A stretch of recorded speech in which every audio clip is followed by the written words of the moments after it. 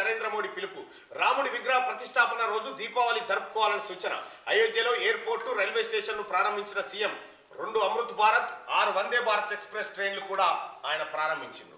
అయోధ్యలో శ్రీరాముడి విగ్రహ ప్రాణ ప్రతిష్ఠ వేడుకలకు సమయం దగ్గర పడుతున్న నేపథ్యంలో నగరమంతటా సందడి నెలకొంది. శనివారం అయోధ్య పర్యటనకు వచ్చిన ప్రధాని నరేంద్ర మోడీకి ఘన స్వాగతం లభించింది. ఎయిర్పోర్ట్ నుంచి రైల్వే స్టేషన్ వరకు 7 కిలోమీటర్ల పొడవున రోడ్ షోలో మోడీ పాల్గొన్నారు. రోడ్డుకు ఇరువైపులా వివిధ రాష్ట్రాల కళాకారులు సాంప్రదాయ నృత్యాలతో ఆయనకు ఆహ్వానం పలికారు. నగరంలో కొత్తగా నిర్మించిన మహర్షి వాల్మీకి ఇంటర్నేషనల్ ఎయిర్పోర్టు, రీడెవలప్ చేసిన అయోధ్య ధామ్ రైల్వే స్టేషన్ను ప్రారంభించారు. 2 అమృత్ భారత్, 6 వందే భారత్ ట్రైన్లను కూడా ఆయన ప్రారంభించారు.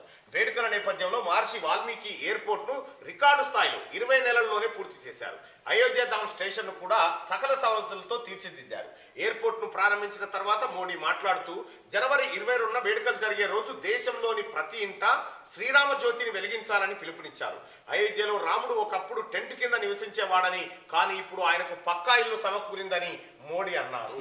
మోడీ గారు ఇప్పుడు దీన్ని బట్టి ఏంటంటే, రాముడికి నేను వరం ఇచ్చిన, రాముడికి ఇల్లు కట్టించిన, రాముడికి సొంత ఇంటి కళను నెరవేర్చిన విధంగా ప్రధానమంత్రి ఆవాస్ యోజన పథకం ఏం కాదు, ఇది ప్రజా ఆవాస్ యోజన. ఎందుకంటే ప్రజలంతా విరాళాలు సమకూర్చి ఆలయ నిర్మాణానికి పాటుపడ్డారు. సో అందులో మోడీ పాత్ర పెద్ద పాత్రనే.